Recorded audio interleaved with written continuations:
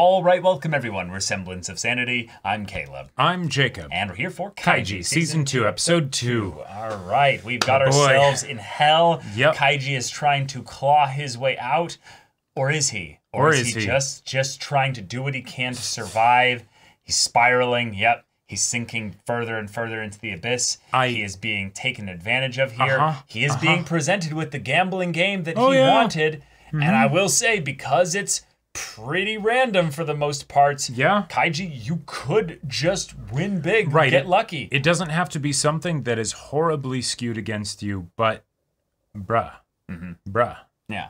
I will say, if I'm remembering correctly, the game itself has a couple like auto win and auto lose states. I think it's 4, 5, 6 is win. 1, 2, 3 is lose. Oh. But I think if you knock the dice out of the thing, it's also a loss. It's also a loss. Yeah. So there's a lot of like nervousness that can come into it where you're not thinking about the numbers of what you're betting, which is where the skill kind of comes in. Right. Knowing, So, we've got ourselves a hell of a setup here, and I love how simple the story is. Yes, because Kaiji is playing for cold beers, for a little bit of sanity. He is in the pits, and it's can he claw his way at least a little bit further out of that hell in less than 6 months. And even if he gets that, that's still just running away from the issue, Kaiji. Yeah, because these people will absolutely bring you back. So, yeah. I mean, hey, maybe once you get out, you could somehow get some work that would be worth more than the lack of interest, gives you. Yeah, it could be interesting to see if he found a way to bring some kind of resource or something back into this place that then could create a new economical kind of status of things. That could be interesting, but I'm guessing they cavity search the fuck out of the people that are brought in. And then, it doesn't matter. But let's get your Goku bucks, your Petica nonsense, gems Shroot or bucks. whatever. Yeah. So, y'all, without further ado, let's get into this.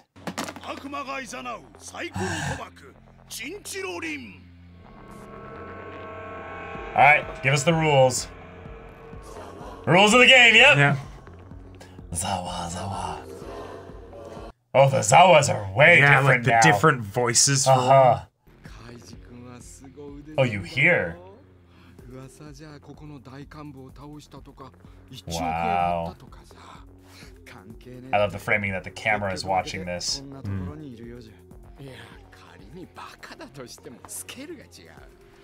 Yeah, struck his ego a bit more. Yeah. The other guys here, they're not like you. Yeah.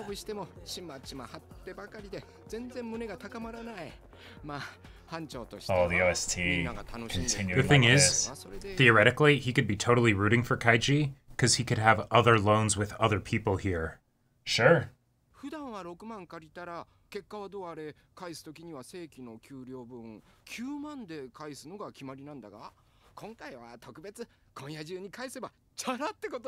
Oh, that's okay. Oh, wow. That's a good. Yeah, okay. And if he wins, you're out nothing. If he loses, he'll probably borrow from you next month as well. Yeah. Okay, cool. He's engaged. All right. He's engaged. Yeah, once gambling came in, he's like, oh shit. I need to think now. Yeah.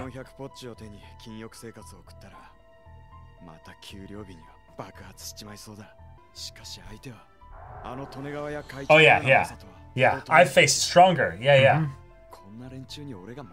Yeah, but it's a dice game.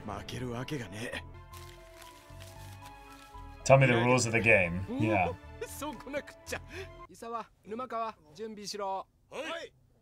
Oh, his two cronies. Right, but that's the thing. He's not necessarily playing the foreman. It's I'm going to set up a gambling night. Yeah. So that way Kaiji can win a bit from everybody. Right. Okay, they do pay an ante. I was... Yeah. All right. Yeah, this is the most innocent looking... And then now we have to have the rules explained because... Kaiji, do you have the resolve to crush this man? Yeah. チンチロってのはサイコロを3つ丼に投げ込んで出た目で勝ち負けが決まる。サイコロを振るのは1人3回まで。Yeah, that's where the skill comes in. Okay, yeah. いわば親対この勝負ってわけだ。で、こいつが目の強い順番だ。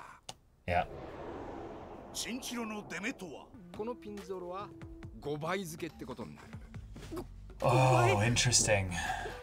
And you roll all of your dice. You don't get to like keep dice and Yeah, roll you other can't ones. keep dice, yeah. もう一つ、ションベン The pisser falls out. Yeah. こんな風にサイコロがこぼれ It's a た。 bust. No re-rolling. なしと決めている。ここからが肝心なんだが。 So how you roll actually matters. Yeah. Okay, now what are your special rules? まあ、それほど大げさなもんじゃないが、ルールの付け足しってところだ。 While showing these 3 specific people. 親の総取りはなし。通常親が振って出目 Right, okay. ゾロ目を出せばその時点で親の勝ち。金は親の総 Just 取りとなる。 immediately, yeah. しかし地下チンチロでは親がどんなにそれら強い目を出しても Cool, cool. That's Alright. good. That's good. 仮に親が出目6を出しても子が同じ6を出せば引き分け。 Nice. みんな苦しい中ギリギリの金で遊ぶ。 Yeah, but what are the other 2 rules? 総取りはあっけないし、あんまりだってことで Yeah, な。 that's true. 特殊ルール Cool. その2、親はスルーできる。 What? すなわち金に余裕がなかったり自分の目が下がっていると思ったら親をパスすることができる。もちろん、はあパスしても次に順番が回った時に受けるかどうか、それも自由だ。OK かな。 Huh. Yeah, they skip past So- that too quickly. 続けられるのは2回まで。 Right. 親の Okay. バカ勝ちを避けるため親は2回まで。次の Yeah, dealer passes around. Okay. システム。大きく張りたくなったら、わしの親の時に来るがいい。わしは受けてやるぞ。い Nice. くらでも。 Nice. Because the dealer always has a slight advantage. Okay.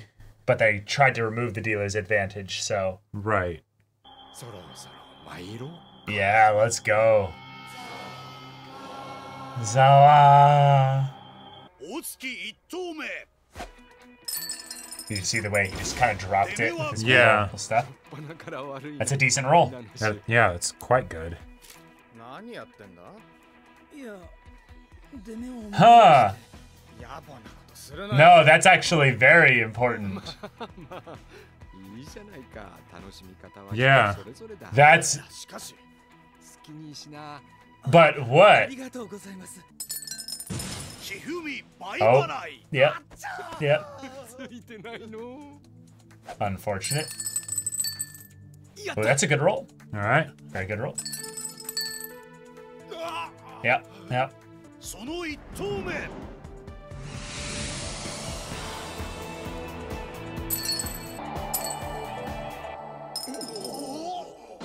なんとしょっぱなで Whoa. さすがカイジ君。参ったな。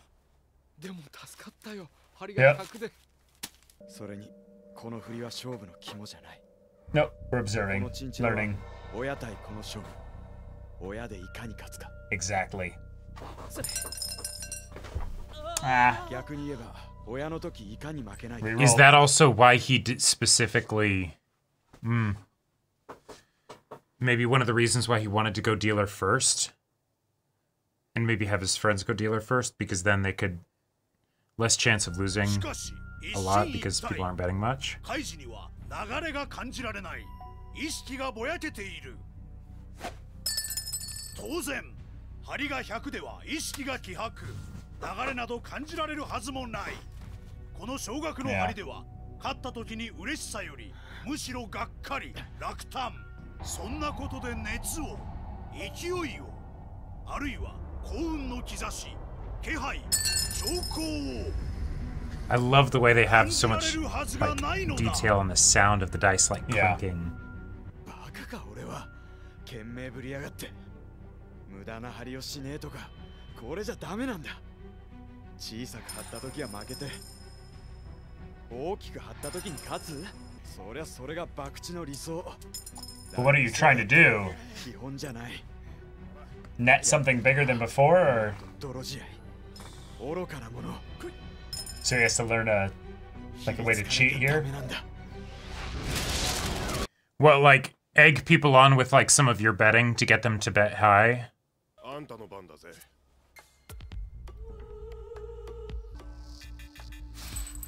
Pass? Wow. Okay.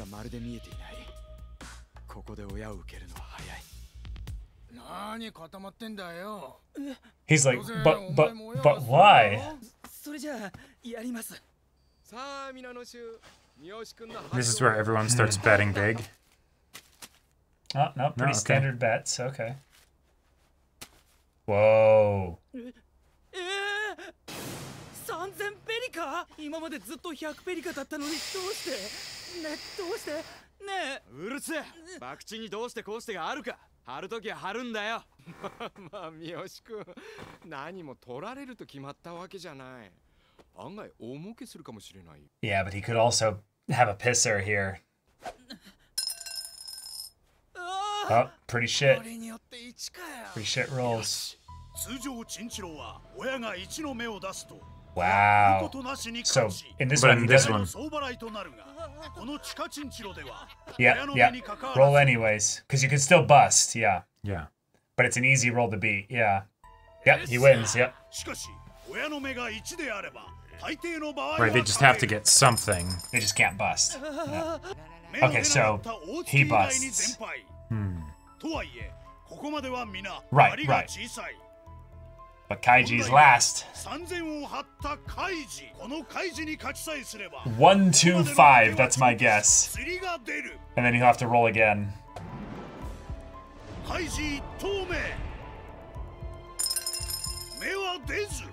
Pretty close. Yeah.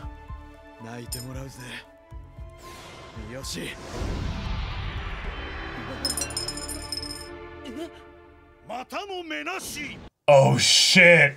Oh shit! Yeah, but this is where the fun comes in. Oh fuck. Yeah, because it has nothing to do with who you are. It's what the dice give you. Yep. Not too fast! No, the pisser!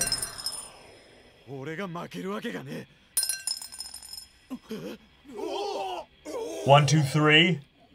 やるなカイジ君ここでこの目はなかなか出せんぞカイジ3投目 Yep. Holy shit. この地下チンチロゆえに起きた大逆転カイジ6000の払いどうもじゃあ失礼して That kid's not gonna keep it. Yeah.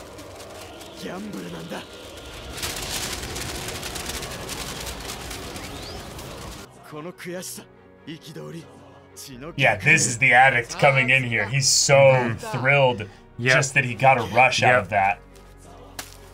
Again. 3000 again. Holy shit.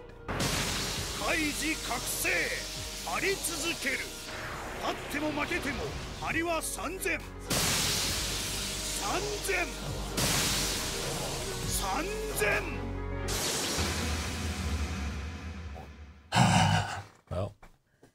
Well, yeah, exactly. Sayonara.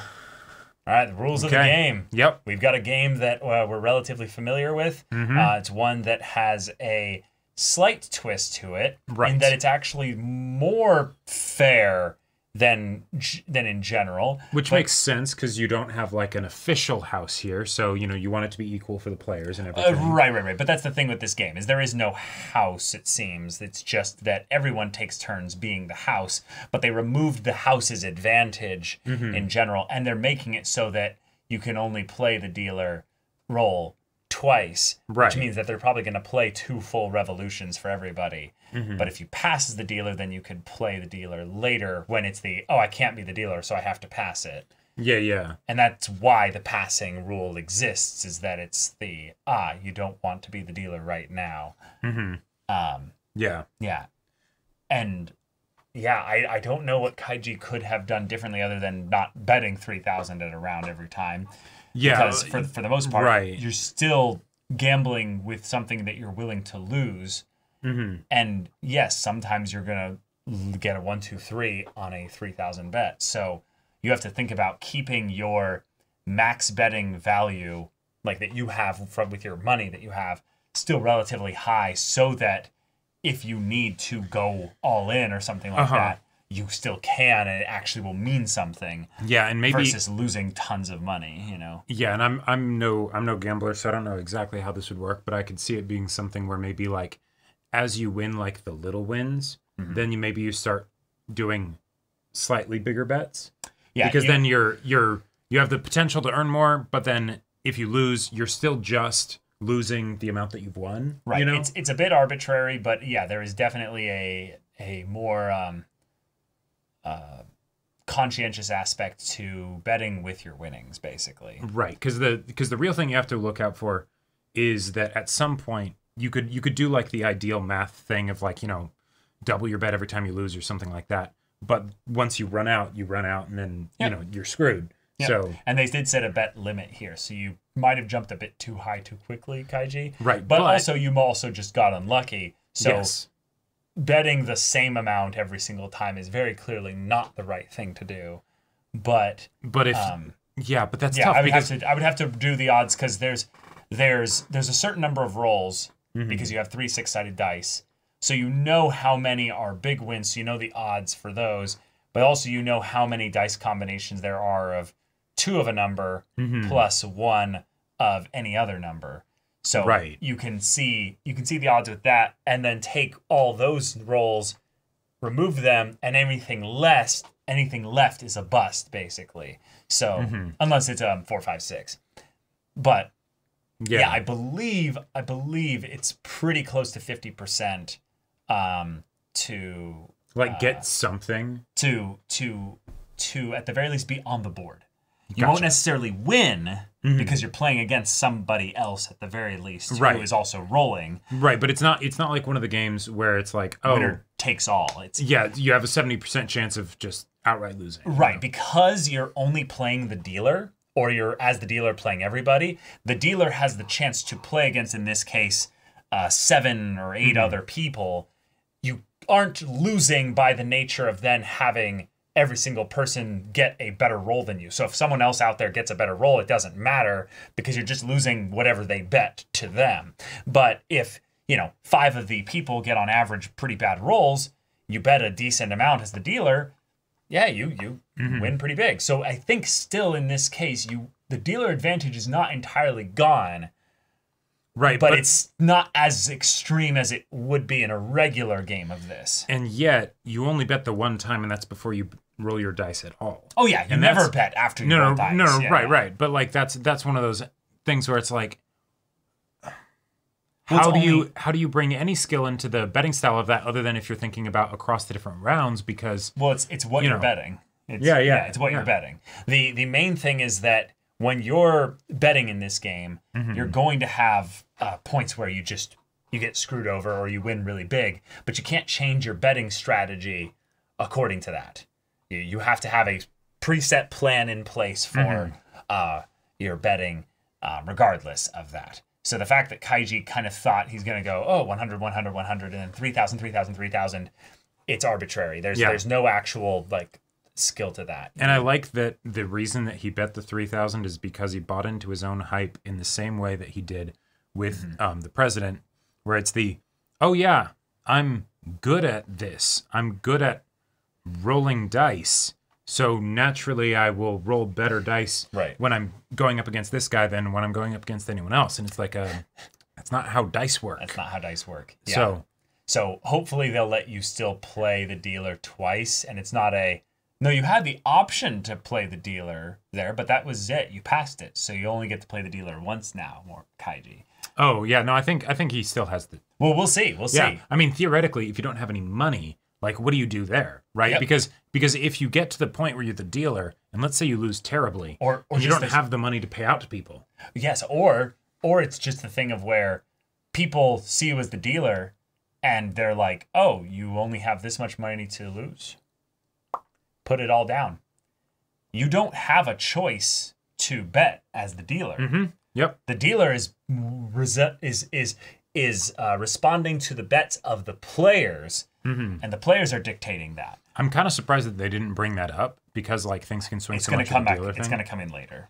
It's going to come in later 100%. Oh, no, I absolutely think it is, but that's the kind of thing where I would almost expect it to be something that they'd like, oh, by the way, it's sort of like the offhand thing. And, you know, if it gets around to the dealer and things are a little bit off because, you know, you're not the one placing the bets, you know, we'll just do fill in the blank of, you know, general thing here that then they come back and are like, all right, you know. Well, that's why there's the three guys. They're clearly collaborating together in some way. And that's why the kid tracking their bets and rolls and stuff like that is important really because he's going to be able to see how they're effectively going to gang up on specific people at certain times, especially probably in the second round. And that's the point when they'll start like driving the points. Yeah, because if they're able to like, even if one of them ends up losing a fair amount. Yeah. Well, yeah, but if one of them ends up being able to lose a fair amount, but then the next person in the trio then bets again against them, and maybe they lose, maybe they don't, whatever, and then the other person goes, maybe there's more likelihood that along one of those steps they'll lose a bunch of money or something like that. Sure. The main thing is that if you have more betting power, like you can more consistently hit closer to that 20,000 amount, you have like, you know, you have better odds basically in the long haul, especially if you're betting in points when there's more people in play. If there's more people in play, there's more chances for you to win and lose. But if you can bully people out of that, you could end up in a situation where the dealer is maybe only facing mostly your group of three. Yeah, that's something that I was kind of wondering. And if they're collectively pooling their funds or something, they could do something like that. Like my first instinct when this kind of stuff was brought up is that, the whole thing of, like, when they give explanations, look at the stuff that they breeze past, but then also look at the reasoning that they give for certain things. We don't want to make it like, you know, too easy for the dealer. We're going to make it more fair for everybody. So the dealer's going to have this kind of like leveling of the playing field. Right. Is that actually leveling the playing field entirely? Or if you look at the like in detail numbers, does it actually mean that the dealer is disadvantaged? And so they go at the beginning when people are going to be a bit more hesitant. And then, you know, later on when people have a bit more money and they're thinking, oh, we're going to win big at the dealer, they actually start passing because they're like, oh man, I only have one more dealer spot. I don't want to use it just yet, you know? And then by the end, it's like, no, I'm never going to. We're just going around cleaning up all the dealers. Yeah, exactly. Yeah. You know, like I could absolutely see that being something where it happens because with gambling, it's usually so fine-tuned to like the house being just slightly in the lead in order to keep people coming back. Right. That if it was changed with, it could, I feel like it could pretty easily go in the other direction. Yeah, the reason I believe why the dealer part comes in is it catches the noobs basically in terms of how they bet.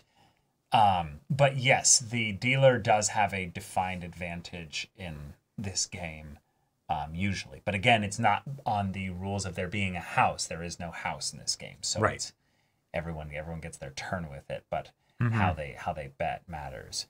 And also, I do think that there's a little bit of some sus stuff going on with the turn order of betting. I believe you're supposed to either do it in order. Like there's supposed to be this person bet this, therefore this. And thus you can bet according to what other people are betting.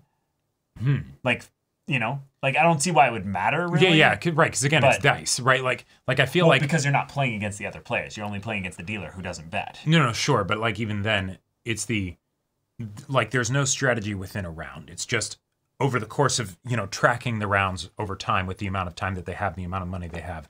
That's where you can actually like do stuff. Right, which is why the guy was like, you're okay with that? Yeah, like... He's like, I'm okay with that, which is probably him saying, shut the fuck up. You know, you can't draw attention to it, but also, he's the noob. Don't worry, we'll see if we can clear him out. We'll get him anyway. And what I could see happening is that Kaiji actually gets absolutely cleared out here.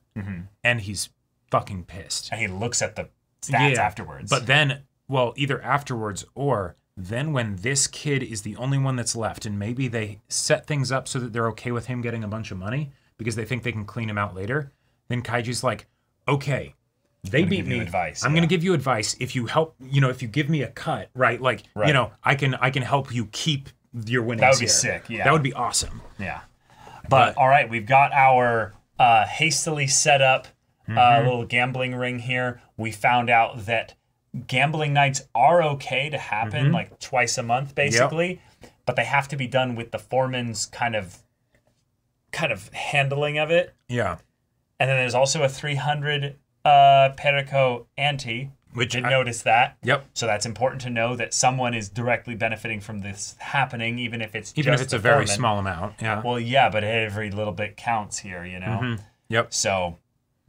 yeah, good luck with this one, Kaiji. I do feel like it's important for you to lose so that you can see what's going to end up being played when you have less gambling power later. Yeah. But to be fair, you might have only lost like 12, 15, 18K at this point when you have 42 or something left. So if you just keep going, you can get it back. I mean, yeah, we'll see. But yeah, the gambler's fallacy is in full display here. We're seeing him trying to tap into like feeling the threads of fate pulling itself, which is some super spiritual nonsense gambling bullshit of like, I can feel it coming. Yeah. It's here. This feels like every serious mech show where they try to say that the pilot has some effect over how effective the mech is other than just piloting it, you know? Yeah. And so it's like, synchronization rates, yeah. It's like, no, you just have a machine. It has nothing to do with you specifically being special other than you're good at using it, you know, right? Randomness do be random. Randomness do be random. And there is nothing about this Kaiji where you